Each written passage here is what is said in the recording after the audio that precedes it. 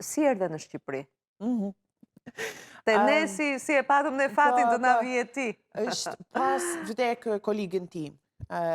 Kolegën tim vdekë nga because of work. She was killed, she was murdered. Daphne Caruana Galizia in English. She was murdered because of her work. They put a bomb underneath her car and she drove to the bank and the car exploded and killed her. Edhe pastaj jam shumë i mërzite, shumë i frikshme. Edhe unë shkoj në Çipër, për jeton me shoqin tim për pak, për pushim. Edhe sepse do ikim jashtë Shqipëri. Edhe kam një plan për lëvizje në fundjavë në vend. Në vende të ndryshme. Po. Edhe një ditë unë shoh në Skyscanner për biletën. Çfarë biletën është më lirë për nesër në mëngjes. Tirana. Në Shqipëri, por nuk ka ide për Shqipëri, për Tirana. E kishe dëgjuar ndonjëherë ti Shqipërinë? E kishe dëgjuar sepse mami im në vitin 1968 lëvizën në gjithë Jugoslavia edhe Ballkanit. Me familjen, me një autobus të vogël për VW campervan. Po Shqipëria është mbulur. Shqipëria është e mbyllur dhe ata nuk e panë, por... Jo, është gjithë vend tjetër në Ballkan dhe Jugoslavia, po jo Shqipëria. Pra familja jote, mamaja jote me familje, në vitet 60 e ca bëri një vizitur në Ballkan, në Shqipërinë e kohës nuk hynte dot se ne ishim të mbyllur, të izoluar. Mami është shumë kurioz. Ajo ishte kurioze për Shqipërinë. Edhe kam një lidhje tjetër, vëllai i stërgjyshes tënde. Lëvizjen e Edward Lia, lëvizjen e Shqipëria 150 dhe më shumë vjet përpara. Dhe shkrimtare edhe pikturon. Ka shkruar dhe ka pikturar dhe ka lënë peizazhe të Shqipërisë, të Beratit në Mosgaboj. Ka lidhje me Shqipëri, kam të gjuar. Dhe ti ke një paraardhës që ne e njohim, nuk e njoh shumë. I cili ka udhëtuar në Shqipëri, e njeh Shqipërinë, ka lënë dhe piktura dhe peizazhe të kohës për Shqipërinë. Pra ka diçka në gjakun tënd që të thriste në Shqipëri ose kishe një gjë të dëgjuar kështu? It was coincidence. Ja, këto janë koincidenca. Dhe ti pret biletën më të lirë të mundshme që ishte Tirana. Po, nuk e di orën fix, po për shembull fluturimi është në orën 6 në mëngjes.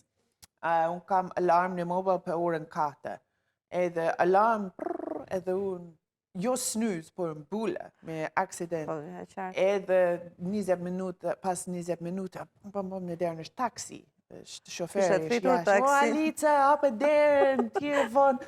Edhe jam, edhe unë mendon, rry në kravat, apo ikim në aeroport. Jo, unë kam humbi aeroplani. Edhe unë, jo, okay, go. And I got up. Më bleve një kafe për shoferi, shpejt në aeroport. Edhe ik në aeroport, edhe në moment jam në aeroport, derën është mbula. Ishin të mbyllura këtë boarding pass e çdo gjë. She started to close. I said, jo, të lutem. She, okay, like this. So, në moment të fund... We're so close! Ti ne do të humbisim Alisën, s'to vinte në Tiranë. Për një moment. Për një moment. Në qoftë se unë nuk jam në aeroplan, nuk e di ku jam tani. E kuptoj. Si film, jeta e dhe film. It would have gone a different... E kuptoj. Dhe vjen në Tiranë. Vjen në Tiranë.